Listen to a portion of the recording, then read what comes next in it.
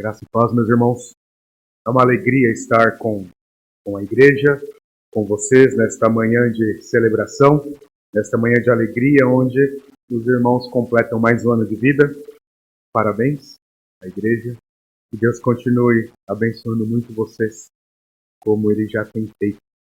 Nesta manhã eu gostaria de compartilhar com os irmãos o Isaías 64. Nós faremos a leitura de todo o capítulo, são 12 versículos. E nós veremos nesta manhã o que o profeta Isaías nos ensina sobre o clamor. Isaías 64, de 1 a 12.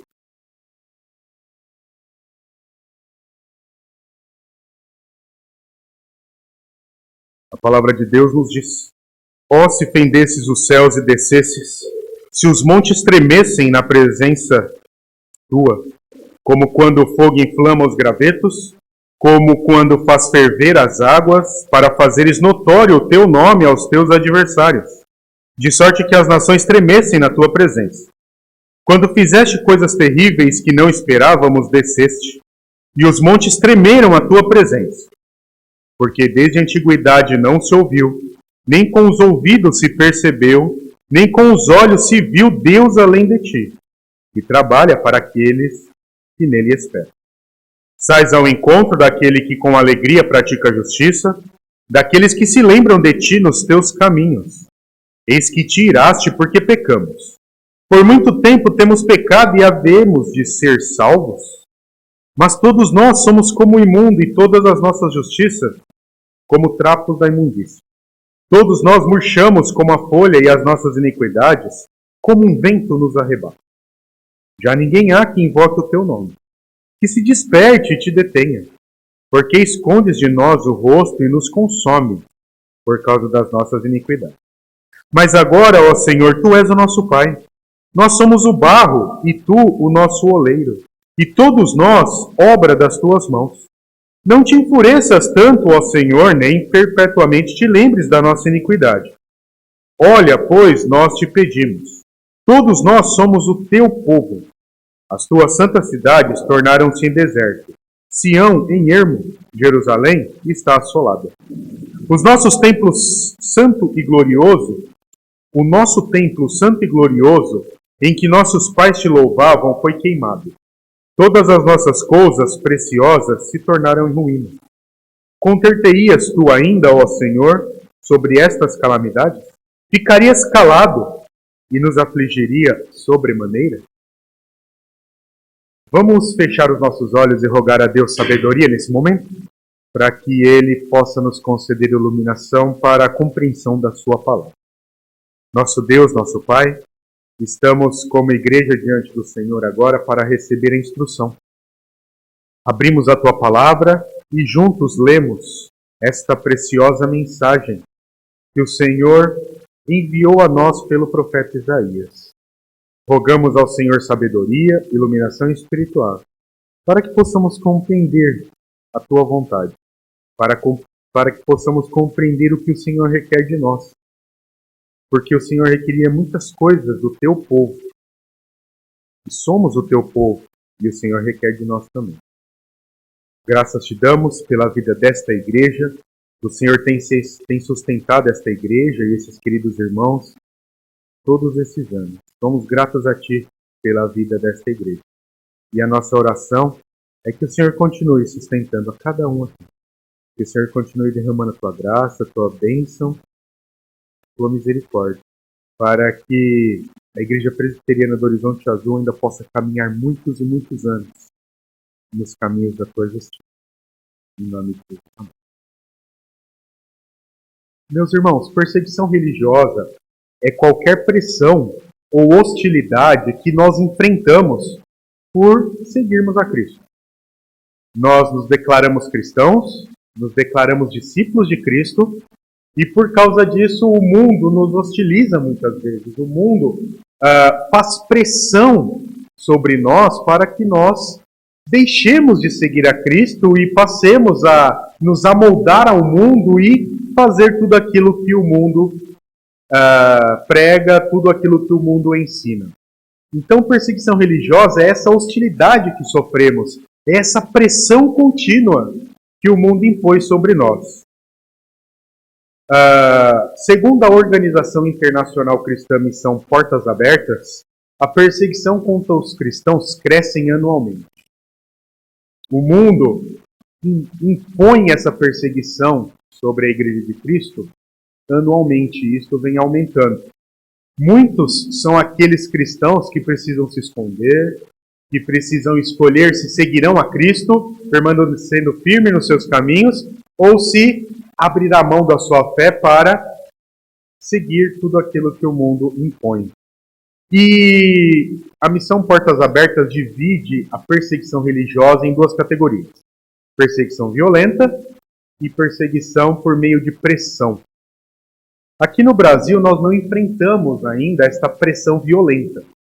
Nós não somos mortos por crermos em Cristo.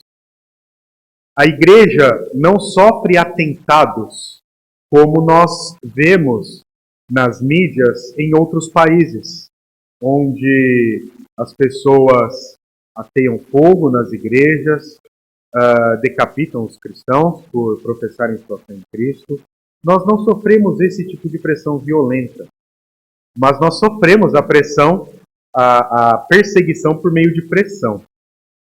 E Israel estava enfrentando esse tipo de perseguição que nós enfrentamos. Eles estavam sofrendo uma grande pressão para abandonar os caminhos do Senhor e seguir tudo aquilo que as outras nações seguiam. Os outros deuses, deuses falsos, como nós sabemos. Israel era pressionada a se amoldar às outras nações, a se dobrar perante outros exércitos, a prestar culto não ao seu Deus, mas aos outros deuses. E essa pressão fazia com que muitos judeus cedessem e deixassem de seguir o caminho de Deus. E nós conhecemos a história do povo de Israel, a história de Judá, e vemos que por diversas vezes eles seguiram outros caminhos, caminhos que eram contrários à vontade de Deus. Por muitas vezes eles seguiram a sua própria justiça, eles deram ouvidos às outras nações. E por causa disso, Deus os puniu. E o contexto que envolve o livro de Isaías é a promessa feita por Deus de que eles seriam dominados pela Babilônia. Eles estavam afastados dos caminhos de Deus, seguindo a sua própria justiça, estavam cedendo a essa pressão constante e copiando tudo aquilo que as outras nações faziam. E não estavam prestando atenção nos caminhos de Deus, eles não seguiam aquilo que Deus desejava e esperava deles. E Deus, então, envia a mensagem por parte de Isaías, dizendo que eles seriam, então, dominados pela Babilônia e levados cativos. E essa promessa era tão real e tão certa que Isaías escreve esta oração, clamando a Deus, erguendo sua voz a Deus em favor de Judá. Ao mesmo tempo em que ele se coloca diante de Deus a favor de Judá, ele transmite a palavra de Deus a Judá para que eles se voltassem aos caminhos de Deus e continuassem, como seus antepassados, fazendo a vontade de Deus. E neste clamor que Isaías levanta, ele nos ensina três coisas. Isaías nos ensina, em primeiro lugar, que nós devemos clamar pela manifestação poderosa de Deus. Nós conhecemos o nosso Deus. Nós sabemos do que ele é capaz. Isaías sabia. Isaías tinha pleno conhecimento de Deus. E diante desse conhecimento, ele então nos mostra que devemos clamar para que Deus se manifeste poderosamente. Essa oração é um lamento nacional. É o lamento que Isaías faz em nome da nação de Judá, pedindo para que Deus se apresente de forma poderosa. Veja comigo o versículo 1. o que Isaías diz. Ó, se fendesses os céus e descesses, se os montes tremessem na tua presença. Isaías inicia rogando aqui, pedindo, clamando a manifestação de Deus, porque ele sabia que Deus era todo-poderoso. Isaías conhecia Deus e sabia que Deus era o Criador. Deus havia feito os céus, Deus havia criado os montes. Deus, sendo tão poderoso, o Criador de todas as coisas, tinha poder para fazer os montes tremerem. Deus tinha poder para adentrar a sua criação, para fender os céus, adentrando a criação e manifestando assim o seu poder. Isaías deseja que Deus mostre ao povo de Judá quem ele é. Porque por um momento Judá havia esquecido do quão poderoso Deus era. Judá tinha deixado os caminhos de Deus para fazer a vontade do seu próprio coração. Judá estava seguindo outros deuses. Judá estava temendo a outros reis, a outros poderosos. E deixando a justiça de Deus, deixando o caminho de Deus. Isto porque eles haviam perdido a noção de quem Deus era. Eles haviam perdido a noção do poder de Deus, da majestade de Deus. Então Isaías clama a Deus para que Deus se manifeste, mostrando ao seu povo quem ele era, o tamanho do seu poder, o que ele tinha, o que ele era capaz de fazer. Fender os céus e fazer os montes tremerem. E ele continua no versículo 2, como quando o fogo inflama os gravetos, como quando faz ferver as águas, para fazeres notório o teu nome aos teus adversários, de sorte que as nações tremessem na tua presença. Isaías, ao mesmo tempo em que clama para que Deus manifeste o seu poder, mostrando ao seu povo quem ele era, Isaías clama para que Deus venha com este mesmo poder e puna os seus inimigos. As outras nações impunham uma pressão tão grande, uma pressão intelectual, uma pressão ideológica, uma pressão cultural ao povo de Deus, que estava fazendo o povo de Deus se desviar do caminho da justiça. Então Isaías clama para que Deus puna os seus inimigos, para que Deus venha contra as outras nações que estavam fazendo Judá pecar contra Deus, que Deus puna com fogo.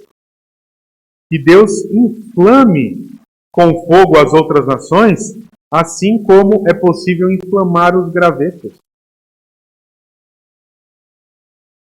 Então a manifestação poderosa de Deus era tanto para que Judá voltasse a perceber, a ter a noção de quem Deus era, ao mesmo tempo fazendo com que as outras nações viessem a tremer de medo pelo poder de Deus e deixassem o povo de Deus a seguir Deus, sem impor a sua pressão perseguidora, sem impor a sua pressão idólatra, fazendo com que Judá seguisse os seus deuses, criados à sua própria imagem e semelhança.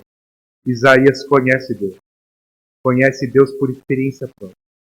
Ele não tem apenas um conhecimento de ouvir falar quem Deus era, mas ele sabe quem Deus é. O capítulo 6 nos mostra isso, quando ele esteve na presença do próprio Deus, na presença de Cristo, quando ele foi elevado e ele viu a majestade de Cristo, ele viu ali o poder, os anjos se dobrando diante de Cristo. Isaías sabia quem era Deus. Então ele clama para que Deus se mostre ao seu povo novamente, como ele havia feito no passado, para que Judá voltasse aos caminhos de Deus e, ao mesmo tempo, para que Deus punisse as outras nações que estavam os perseguindo. Isaías dá testemunho de quem Deus é, ao dizer: fenda o céu e faça os montes tremerem. Este mesmo conhecimento é apresentado pelo salmista, que escreveu o Salmo 114, o salmo que nós lemos no início do nosso culto. O salmista diz: estremece, ó terra, na presença do Senhor, na presença do Deus de Jacó, o qual converteu a rocha em lençol de água e o seixo em manancial.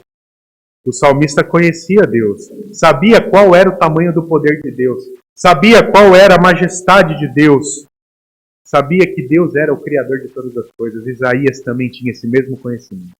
Por isso ele roga, ele clama a Deus para que Deus se mostre ao seu povo, para que eles parem de seguir outros deuses, para que eles parem de ceder à pressão imposta por outras nações e assim volte os seus pés, volte a andar nos caminhos da justiça de Deus, sabendo que não há nenhum outro Deus tão poderoso quanto Yahvé, quanto o Deus dos seus antepassados.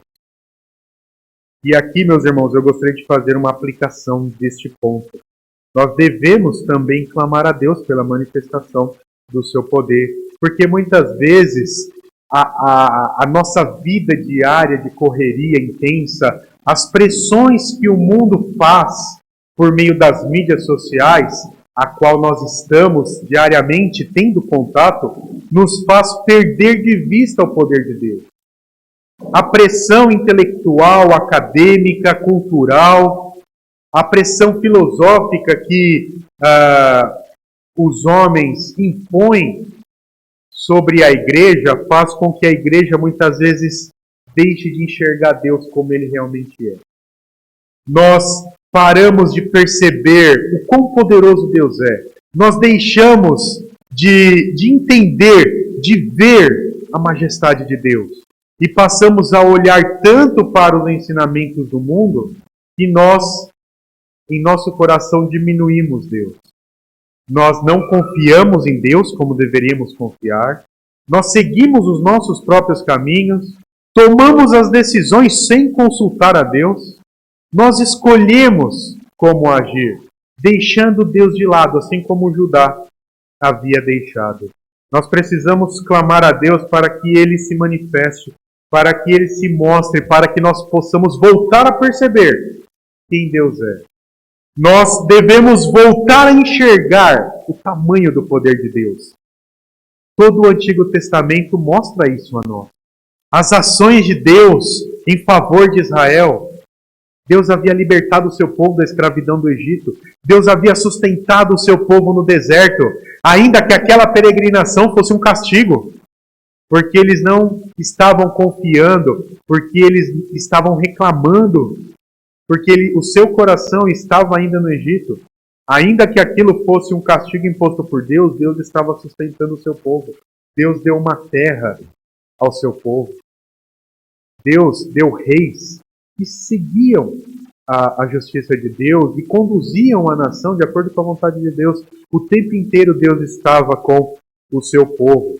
O tempo inteiro Deus está conosco. Ainda que nós deixemos de enxergar, que a nossa percepção da majestade de Deus se oculta, Deus continua agindo poderosamente. Ele sustenta o universo. Ele sustenta com suas mãos a nossa vida. Ele é soberano. E nós precisamos voltar a enxergar esse poder de Deus para que nós possamos permanecer no caminho da sua justiça. Não abandonando a Deus e seguindo o nosso próprio coração, mas deixando a nossa própria justiça para fazermos assim a justiça de Deus. E Deus se deleita em fazer ações poderosas em nós, porque nós somos os seus filhos. E Ele tem prazer em fazer tudo aquilo que Ele deseja e muitas vezes que nós pedimos. Paulo, lá em 1 Coríntios, capítulo 2, versículo 9, diz: mas como está escrito, nem olhos viram, nem ouvidos ouviram, nem jamais penetrou em coração humano o que Deus tem preparado para aqueles que o amam. Deus tem muitas bênçãos em nossa vida. A vida desta igreja demonstra isso. Deus tem sustentado os irmãos durante todos esses anos. E com certeza Deus continuará respeitando vocês. Porque Ele os ama. Vocês são a igreja de Cristo. Então, nós podemos rogar para que Deus se manifeste, para que Deus se mostre, para que nós continuemos confiando em seu poder. Em segundo lugar, Isaías nos mostra que nós devemos reconhecer a nossa indignidade diante de Deus. Nós não podemos deixar de pedir perdão pelos nossos pecados. Nós fizemos isso no momento aqui na liturgia. E o perdão dos o pedido para que Deus perdoe os nossos pecados não pode se restringir somente ao momento aqui litúrgico do culto. Nós precisamos fazer isso constantemente em nossa vida, porque constantemente nós temos pecado contra Deus. Então nós devemos reconhecer que muitas vezes nós somos indignos diante de Deus. Olhe comigo o que Isaías diz no versículo 5. Sais ao encontro daquele que com alegria pratica a justiça, daqueles que se lembram de ti nos teus caminhos. Eis que tiraste, porque pecamos. Por muito tempo temos pecado e havemos de ser salvos. Isaías, quando se coloca diante de Deus, ele reconhece os pecados da nação de Judá. Ele está sendo aqui um intercessor em favor de Judá. Ele se coloca diante de Deus, rogando para que Deus se manifeste poderosamente, mas, ao mesmo tempo, ele reconhece que Judá está em pecado. Que Judá está vivendo de acordo com os seus próprios caminhos, com os seus próprios desejos do coração. E Isaías não esconde isso. Isaías não joga panos quentes em cima do pecado de Judá. Ele expõe o pecado de Judá. Ele apresenta qual é o pecado de Judá diante de Deus, buscando assim o perdão de Deus para a nação. Lá no capítulo 56, versículo 1 e 2, Isaías diz: mantendo o juízo e fazei justiça, porque a minha salvação está prestes a vir, e a minha justiça prestes a manifestar-se. Bem-aventurado o homem que faz isto, e o filho do homem que nisto se firma, que se guarda de profanar o sábado e guarda sua mão de cometer algum mal. Isaías aqui está trazendo a mensagem do Senhor agora ao povo, dizendo que o povo deve manter o seu juízo, fazendo assim a justiça de Deus. O povo de Deus deve manter-se no caminho da salvação, porque a mão de Deus está sobre aqueles que fazem a sua justiça. As bênçãos de Deus recaem sobre a vida de todo aquele que faz a vontade de Deus, daquele que permanece firme no caminho da salvação, seguindo a Cristo. Então Isaías está reconhecendo diante de Deus que Judá não está vivendo na prática da justiça de Deus, mas está fazendo tudo aquilo que o seu próprio coração determina. Isto sendo reflexo das outras nações, porque as outras nações estavam os influenciando a fazerem a sua própria vontade. Então, Isaías clama para que Deus se manifeste poderosamente, para que Judá abandone os seus caminhos, abandone a sua própria justiça e possa assim enxergar em Deus o seu Deus real e possa assim se voltar para a prática da justiça de Deus.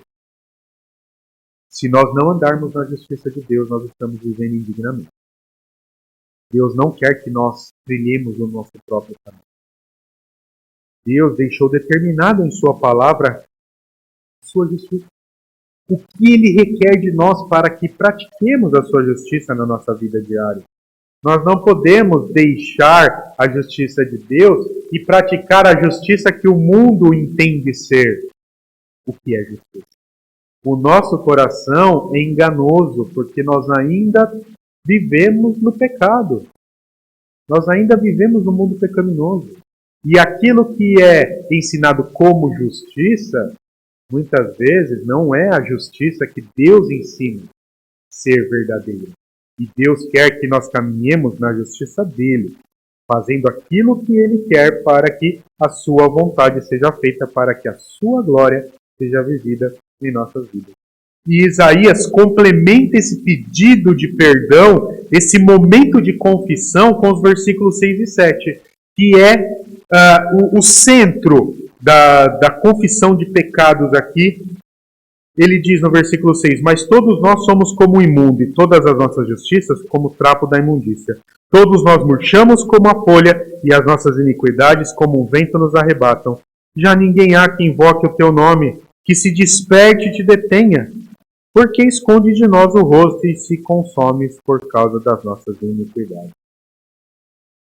Ao deixar a justiça de Deus, Judá estava sendo comparado a um leproso. Estava cheio de manchas, cheio de chagas. Ao abandonar a justiça de Deus, Judá está sendo comparado aqui a trapos imundos. A própria justiça de cada um deles estava sendo comparada a trapos imundos. Eles estavam perdendo a visão de quem Deus era. A sua própria justiça estava cegando eles.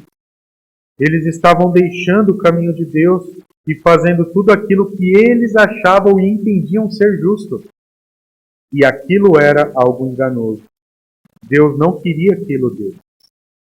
Deus queria que eles permanecessem no caminho da justiça dele, da justiça divina.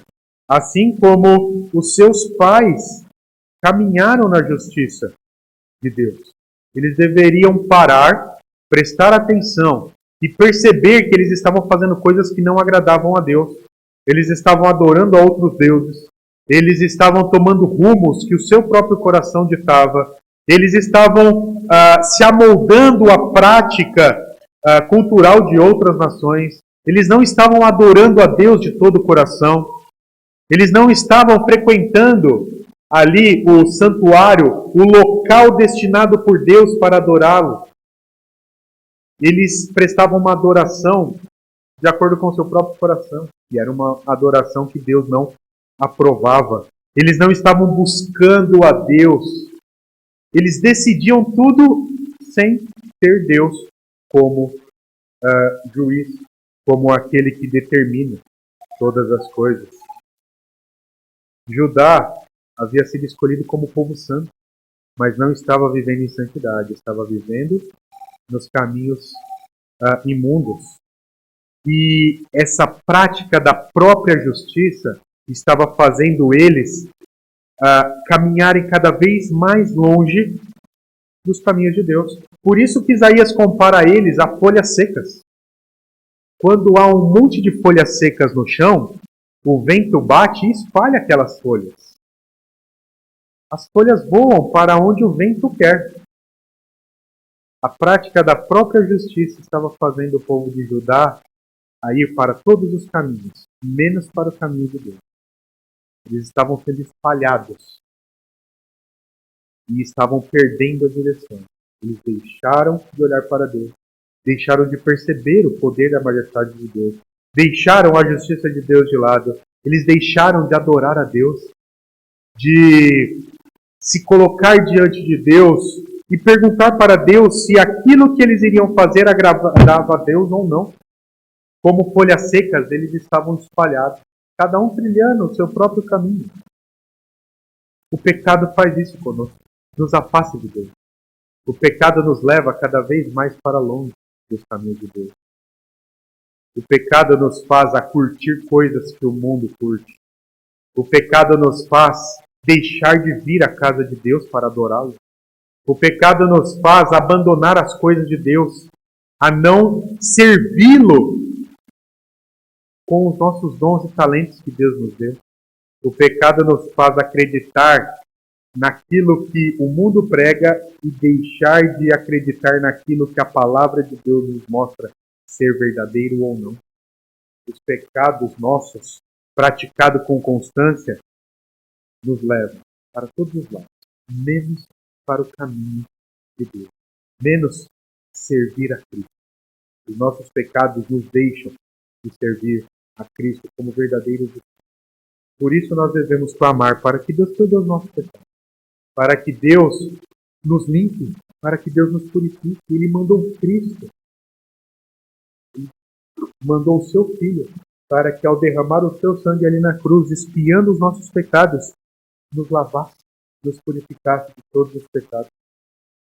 devemos ter essa prática diária de perdão de pecados. O reconhecimento de que muitas vezes nós estamos vivendo indignamente. Nós estamos fazendo aquilo que nos agrada e deixando de fazer aquilo que agrada a Deus. Esse é o segundo ponto que Isaías nos ensina. E o terceiro e último é que nós devemos rogar pela misericórdia paternal de Deus. Devemos clamar pela manifestação poderosa de Deus. Devemos clamar para que Deus perdoe a nossa indignidade. E devemos clamar pela misericórdia paternal de Deus. A oração do profeta Isaías aqui, este clamor que ele levanta, faz com que Deus se lembre também de que ele é o pai e o oleiro do povo e que o povo estava vivendo em miséria e opróbrio. Versículo 8. Mas agora, ó Senhor, Tu és o nosso pai. Nós somos o barro e Tu o nosso oleiro, e todos nós, obra das Tuas mãos. Não te enfureças tanto, ó Senhor, nem perpetuamente te lembre da nossa iniquidade. Olha, pois, para nós. Todos nós somos o Teu povo. Isaías clama pela misericórdia paternal de Deus. Isaías pede para que Deus se lembre que Ele é o pai da nação de Judá. Que Ele é o oleiro de cada judeu ali. Deus havia moldado, feito a cada um com suas próprias mãos. Eles haviam sido criados à imagem e semelhança de Deus. E Isaías roga, logo depois de pedir perdão pelos pecados de Judá, para que Deus derrame a sua misericórdia paternal, para que Deus se lembre de que Ele é o pai de cada um deles. O juízo de Deus deveria recair sobre Judá. Isso era certo. Isaías sabia que Deus iria puni-los com o cativeiro babilônico. Isaías não pede para Deus não puni-los, mas pelo contrário, pede para que Deus os puna com misericórdia. Punição de pai, uma punição amorosa, uma punição que não é para destruição, mas para renovação, para restauração, para a redenção. Veja o que o próprio Deus diz em Isaías 54, versículos 7 e 8. Por breve tempo te deixei, mas com grandes misericórdias torno a acolher-te. Num ímpeto de indignação escondi de ti a minha face por um momento, mas com misericórdia eterna me compadeço de ti, diz o Senhor, o teu Redentor. Nós vemos que Deus havia derramado a sua misericórdia sobre Judá. Deus não deixou de puni-los. Eles foram para a Babilônia. Eles ficaram 70 anos ali cativos. Muitos morreram ali em uma terra estranha. Muitos não tiveram a oportunidade de retornar à sua terra. Deus os puniu, mas foi com misericórdia. Porque Ele era o Pai. E antes de Deus fazer essa própria declaração, Isaías clama por essa misericórdia. Lembra-te, Senhor, de que você é Pai da nação de Judá. Você os criou, assim como o oleiro cria um vaso do barro. Isaías clama para que Deus puna Judá com misericórdia, visando a restauração deles, visando a redenção deles. Porque Deus já havia prometido enviar um Redentor, aquele que salvaria o seu povo dos pecados dele. Deus já havia prometido um Redentor. Lá em Gênesis nós vemos essa promessa no Éden. Nós vemos essa promessa com Abraão. Nós vemos essa promessa com Davi. O tempo inteiro Deus está prometendo um Redentor, um Salvador, alguém que iria livrá-los dos seus próprios pecados. Deus não daria cabo do seu povo, mas Deus os puniria com amor, visando salvação, redenção. E Isaías clama para que Deus se lembre das suas promessas feitas com os patriarcas, feitas com os representantes da nação de Israel. Ele não poderia permitir que o povo viesse a ter o seu fim ali no cativeiro babilônico. Por isso, Isaías roga misericórdia. Além de pedir para que Deus se lembre de que Ele é Pai, Isaías também pede para que Deus se lembre das suas santas cidades e do seu templo. Versículo 10. As tuas santas cidades tornaram-se em deserto. Sião em ermo, Jerusalém está assolada. O nosso templo santo e glorioso, em que os nossos pais te louvavam, foi queimado. Todas as nossas coisas preciosas se tornaram em ruína. Em primeiro lugar, Isaías pede para que Deus se lembre de que Ele é pai da nação de Judá. E em segundo lugar, para que Deus se lembre de que Ele havia dado uma terra especial ao seu povo. Uma terra santa, uma terra onde o seu povo iria habitar eternamente ali, pensando no tempo terreno. Deus havia prometido uma terra santa. Judá e Jerusalém era essa terra. E tanto Judá quanto Jerusalém foram assoladas pela Babilônia, que invadiram e destruíram tudo para levar o povo cativo. Isaías então clama pela misericórdia de Deus a favor das cidades santas, para que Deus se lembre de que aquela terra pertencia ao seu povo. Ao demonstrar misericórdia para o seu povo, visando restauração e redenção, Isaías pede para que Deus se lembre da terra que havia dado ao seu povo e que Deus os permita voltar para essa terra. Dê novamente essa terra a eles, para que eles possam reconstruir a sua vida. Semelhantemente o templo era o lugar onde Deus se encontrava com o seu povo. Era onde todas as coisas dedicadas a Deus estavam guardadas. O povo ia ao templo para adorar a Deus, para engrandecê-lo. Ia ao templo para oferecer adoração. Era o que o povo de Israel, Judá, Jerusalém, tinha por mais alto orgulho, era o templo. Nenhuma outra nação tinha um templo daquele, dedicado a Deus, como Deus havia feito. E o templo fora destruído quando a Babilônia invadiu. Isaías então pede misericórdia para que o templo seja restaurado também, para que o seu povo possa retornar à sua terra e na sua terra possa adorá-lo novamente, se apresentando diante de Deus. Veja o quão importante é que o povo de Deus se encontre com ele no templo, se encontre com ele no lugar de adoração.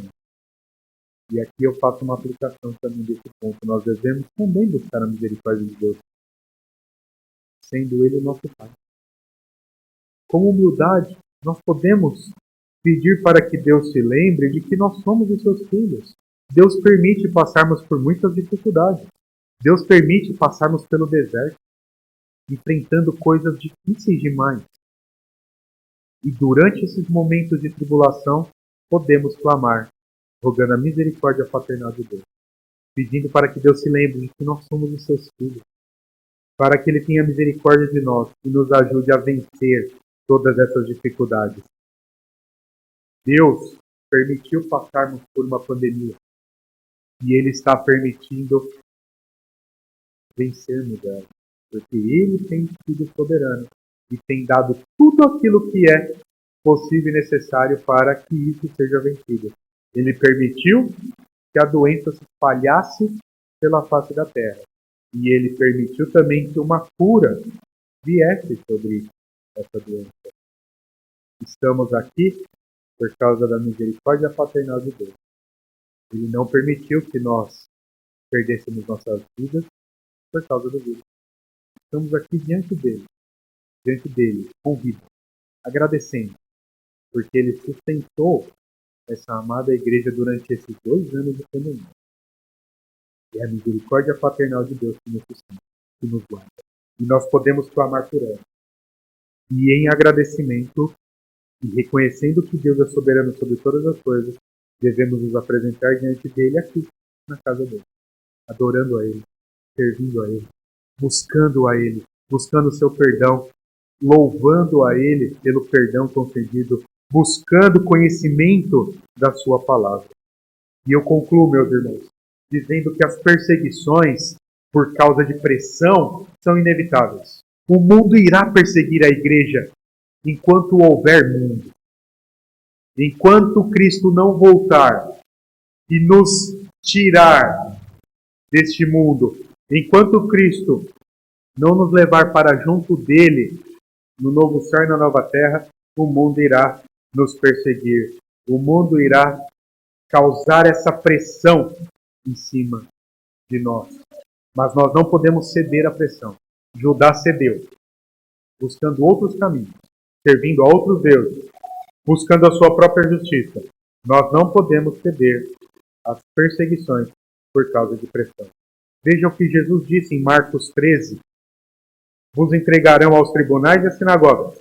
Sereis açoitados e os farão comparecer à presença de governadores e reis, por minha causa, para lhes servir de testemunho. Sereis odiados de todos por causa do meu nome. Aquele, porém, que perseverar até o fim, esse será. Deus permite que nós sejamos perseguidos.